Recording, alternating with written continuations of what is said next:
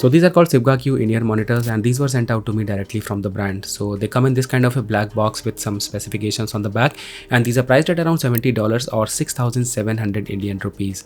So when you will open the box, what you have inside is in-ear monitors on the top. You will really appreciate the design and the build quality of these monitors. We will come to that in a short while. And then you have this another box which contains this carry case. When you will open the carry case, you have some extra pair of ear tips, some usual paperwork, and also this cable. So the first thing that I want to start with is the case, and I think like this is one of the best looking cases that I have come across. Even like you don't get this kind of cases with the expensive in-ear monitors. So the best part is that the case is not tiny, it's slightly bigger in size. So along with your in-ear monitors, you can also use it for some other purposes, like you can keep your credit cards, keep your cash. And I think the move was very intentional because when people will see this kind of stuff in your hands, and it also has the brand label on it, so they will eventually ask from where it came from. Now talking about the in-ear monitors, so the monitors are made from metal, it's a zinc alloy and it's not a resin, and also the faceplate is made from wood. Overall, the monitors have some sort of like golden polish going around, and overall the design is very classy and also very minimalistic.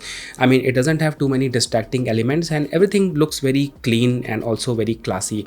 If you look at this cable, so it's a nice sturdy cable. I don't really like heavy cables, but unfortunately slightly on a heavier side, but it's okay, you have to live with it. Overall, the cable color is not absolutely white pure, it has some sort of golden and silverish touch to it, and everything on this product is color matched very well. If you look at this 3.5mm jack, so it has this golden polish, and also this particular part, and even the connectors that is connecting to the monitors, and attention to details on this thing is really next level. Because if you look at this 3.5mm jack, they made this jack slightly curve on this particular part so that you can hold it properly. And it is kind of product that has not just been made beautiful from the outside but also from the inside. Because when I remove these ear tips and look at this nozzle, so you can already see it has this kind of an alloy wheel design which will really catch your attention. Now talking about the comfort and fitting, so the monitors are fairly comfortable to wear, and as the design doesn't have any sort of sharp edges or corners, so overall the fitting is really very nice. There are two things that you should keep in mind. First of all, the in-ear monitors are not very tiny ones, so whenever you are wearing these, you will always notice that you are wearing something. It's not like it's not like wear and forget kind of stuff. And also this cable is slightly on a heavier side. I mean, I will not complain about the durability and quality of the cable, but it's like slightly heavier cable. That these are the two things that you should keep in mind. Now when it comes to technical specifications, these monitors have 10mm beryllium coated dynamic driver, and also it has dual cavities inside. In many previous videos I've already told you dual cavities are far better than single cavities because they help in enhancing bass, and also that beryllium coating helps in reducing standing waves and resonance. And combining that beryllium coating with a wooden faceplate, you can already guess that what could be the kind of sound. So it doesn't have any sort of unusual resonance or unusual vibrations, and they sound really very clean. These in-ear monitors have a sensitivity of 108 and impedance of 32 ohms, so you can use it easily with your smartphone. You don't need a DAC or something, but for the most part I tested it with my DAC, which is the Fosse Audio DS2, because I just felt like for the product of this particular price range I should go with like the maximum possible which I can give to it. And with that sensitivity value of 108, the only volume level you need with your PC or your laptop is around 25 and 30, so you can say that these are pretty much loud enough. Now when it comes to the sound quality, I mean the audio quality, these IEMs are tuned more towards the bass. So if you're someone who likes more bass oriented content, so these are the ones that you should go for. Overall the bass is very tight, and also it's very punchy. It has all that kind of power that you can expect. But when it comes to the sub bass part, like for example the sounds of earthquake, or maybe sound just after a bomb explosion, that rumbling and that vibrations, so that were kind of missing in the sub bass frequency region.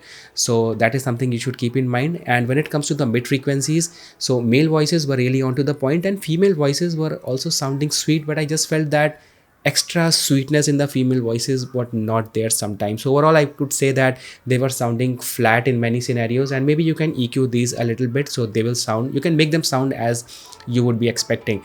And overall when it comes to the high frequency region, so they are not like extremely detailed. It doesn't mean that you will miss out on certain frequencies on instruments, but it's just that they are not extremely detailed just like the KZ in-ear monitors. But the best part is that like in KZ in-ear monitors, sometimes you feel that harshness and that there's that pinch and all that kind of unusual sounds. So all those sounds are not there in this one. So these are clean and these are also clear, and they remove all that extra harshness and all that bad sounds. Or I would say that these are kind of in-ear monitors that are good for casual listening or fun listening. You will really enjoy these. But if your expectations are really high, you need a lot of details, lot of bass, sub bass and all that kind of stuff, so that is not there. Overall, when it comes to gaming, I would say the sound stage is really good. They sound, I mean, you will hear really a lot of sound in your head. But when it comes to imaging, so directions and all that kind of stuff, if you are into all that kind of directional gaming and switching and like instantaneous change in directions and that kind of fast response, so I would say they lack in all that areas to some extent. They sound good and they look good, and don't expect much about much from these, but overall I would say these are good in-ear monitors. So anyway, that was all about Sivga QUE, and thank you Sivga for sending this to me, and make sure to subscribe, and I will definitely give you more opinions on these as I begin to use it for a more longer period of time. So anyway, that was all about it. Thank you so much for watching. See you in the next one. Take care.